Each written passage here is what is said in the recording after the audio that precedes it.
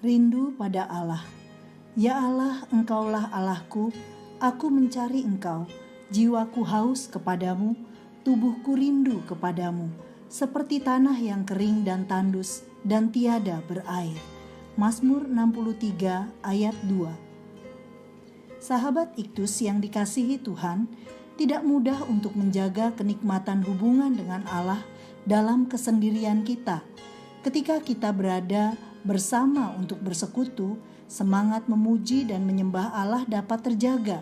Namun pada saat kebersamaan itu tidak terrealisasi dan keadaan memaksa kita untuk berada jauh dari persekutuan bersama. Ada kerinduan untuk menyanyi, memuji Allah, dan mendengar firman bersama. Namun situasi dan kondisi tidak memungkinkan. Maka sepertinya ada yang tercabut dari hidup kita.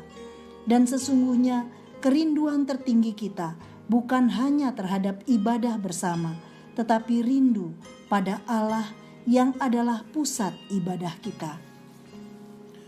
Mazmur ini adalah mazmur yang ditorehkan di padang gurun, ketika Daud bersembunyi karena Saul mencari untuk membunuhnya. Tetapi Tuhan tidak menyerahkan Daud ke dalam tangan Saul. 1 Samuel 23 ayat 15. Yang paling membuat Daud bersedih hati ketika ia berada dalam kesendiriannya adalah hilangnya kesempatan untuk menjalankan ibadah bersama. Ia sangat merindukan kenikmatan ibadah dalam persekutuan. Namun terlebih yang didambakannya adalah Allah sebagai pusat penyembahan di dalam ibadah. Inilah gambaran kerinduannya akan Allah. 1. Ia mencari Allah. Ayat 2 dan ayat 3. Daud sedang berada dalam kesunyian di padang gurun, dan ia membangkitkan dirinya untuk mencari Allah. Istilah Allahku menunjukkan pengakuan terhadap keberadaan Allah yang ada dan menjadi milik kepunyaannya. Sikapnya mencari Allah menunjukkan kerinduan untuk semakin mengenal Allah melalui firman-Nya. Aku akan mencari Engkau ketika hari masih pagi. Kegigihannya untuk menikmati hadirat Allah. Jiwaku haus, rindu kepadamu, dan menikmati kehadiran Allah di tempat kudusnya. 2. Ia menghormati Allah. Ayat 4 dan ayat 5. Daud berada di padang gurun, namun hatinya meluap-luap untuk memuji Allah. Daud memuji Allah sebab kasih setianya lebih dari hidup. Perhatikan, orang-orang yang hatinya disegarkan dengan tanda kebaikan Allah haruslah mengangkat hati untuk menghormati Dia. Bagi Daud, memuji Allah adalah pekerjaan seumur hidupnya. Dengan menaikkan tangan demi nama Allah, berarti dalam keadaan yang lemah dan terkulai, Daud tetap memberi penghormatan kepada Allah. 3. Ia puas di dalam Allah. Ayat 6. Ayat 6 menunjukkan kepuasan batin, yakni dengan lemak dan sumsum jiwaku dikenyangkan. Yesaya 25 ayat 6. Daud memang merindukan persekutuan bersama karena telah sekian lama berada dalam keadaan terkekang. Namun dalam kesendiriannya pun ia tetap dipuaskan oleh kasih setia dan rahmat-Nya. Daud merasa puas dengan Allah. Bahkan ia tidak menginginkan apa-apa lagi selain kebaikan-Nya yang membuatnya berbahagia.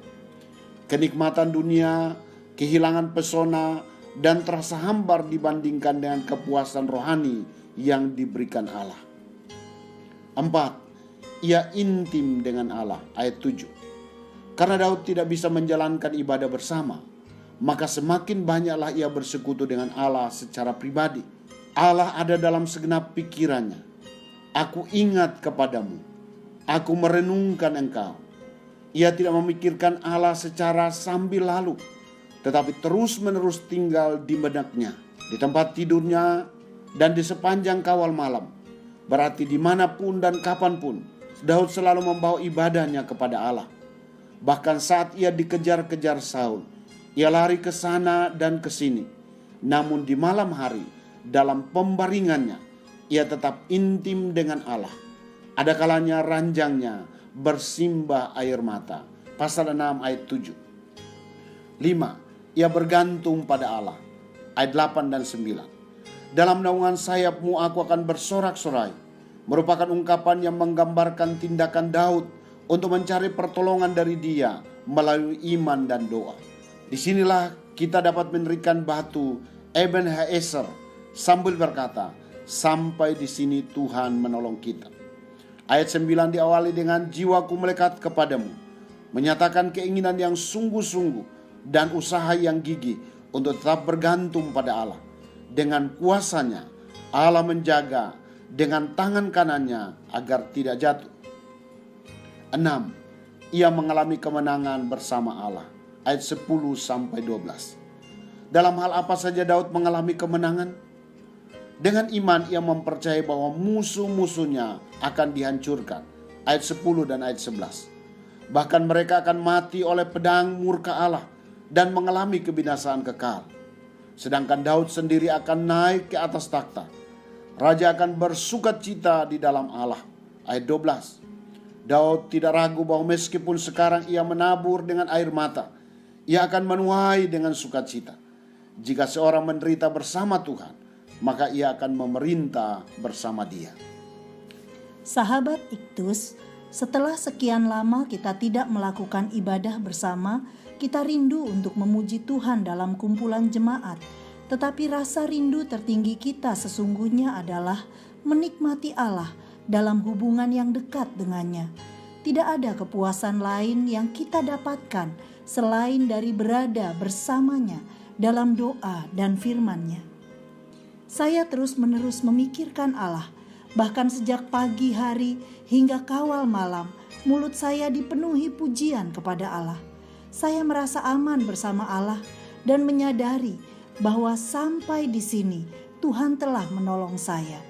Dalam penderitaan Tuhan selalu bersama saya, dan juga Tuhan tetap bersama saya dalam sukacita yang telah disediakannya untuk saya.